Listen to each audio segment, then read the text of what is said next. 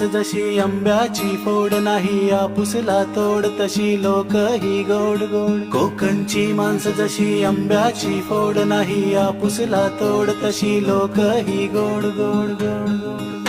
गऱ्यासोबत कोकम चाखवा, हो गऱ्यासोबत कोकम चाखवा, भल्या लोकांचा कोकण दाखवा, हो भल्या